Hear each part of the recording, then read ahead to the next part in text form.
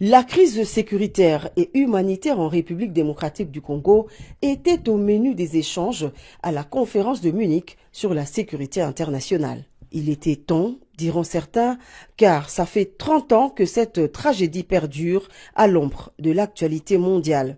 La communauté internationale doit avoir le courage de résoudre cette guerre dont l'origine est connue. C'est la volonté du Rwanda de piller les ressources minières de la République démocratique du Congo et d'étendre son espace vital à l'est de la RDC. Voilà en résumé le discours de vérité que le président Félix Tshisekedi a tenu devant 2 panels de décideurs et d'observateurs avertis ce vendredi à Munich. Si nous laissons aujourd'hui un pays redessiner les frontières de l'Afrique par la force, qui sera le prochain?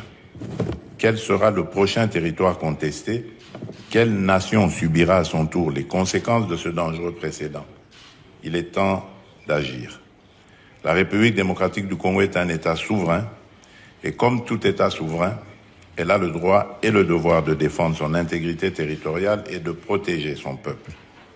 Face à l'agression qui nous est imposée, nous userons de tous les moyens à notre disposition pour restaurer la paix et garantir la sécurité de notre nation.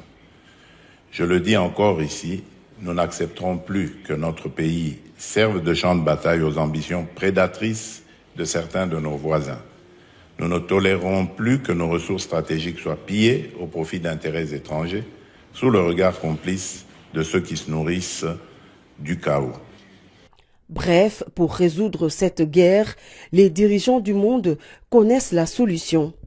Seul leur manque la volonté politique de mettre en œuvre des sanctions ciblées contre le régime de Kigali. Ceux qui se taisent se mettent debout pour réagir. Parce que se taire risque d'être considéré comme être complice de la barbarie qui sévit actuellement en République démocratique du Congo. Donc je compte sur chacune et chacun d'entre vous ici qui a le moindre petit pouvoir, soit de passer un message ou soit de prendre une décision à son petit niveau, quel qu'il soit.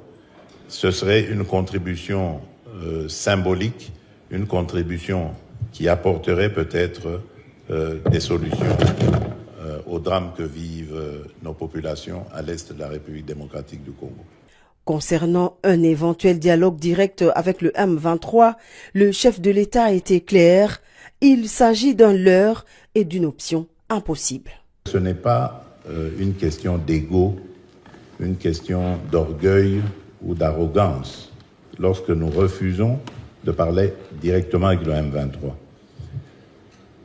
D'abord, la première raison, c'est parce que le M23 a massacré des populations et a bombardé des camps de déplacés où il y avait des femmes et des enfants. Ils ont été massacrés. Donc pour nous, c'est un mouvement terroriste. Et on ne négocie pas, on ne discute pas avec les terroristes.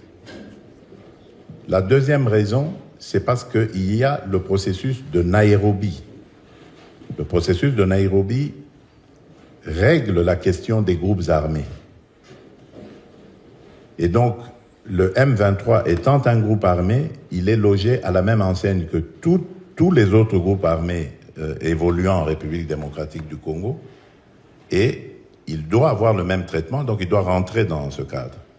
La troisième raison, c'est parce que le M23 est un mouvement, j'allais dire, qui est vide de contenu.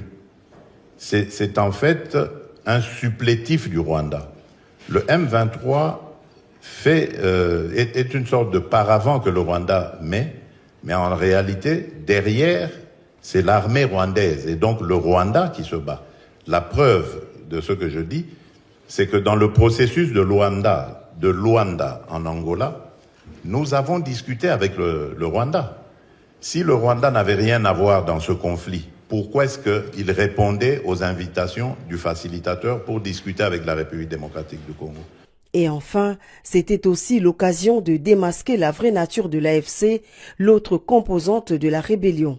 Je n'ai absolument pas l'impression que l'opposition qui a pris les armes, qui a fomenté avec le Rwanda ce coup contre la République, est dans son bon droit. D'ailleurs, la preuve, c'est que les vrais commanditaires se cachent. Et le vrai commanditaire de cette opposition, c'est mon prédécesseur, c'est Joseph Kabila. Mais il ne l'avoue pas, il n'assume pas ses actions.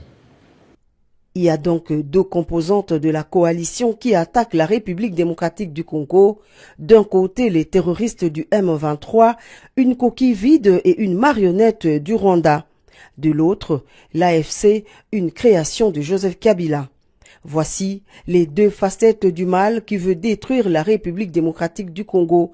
Mais ils ne réussiront pas leur œuvre macabre, car le peuple congolais ne se laissera pas faire. La défense de la patrie est un devoir sacré.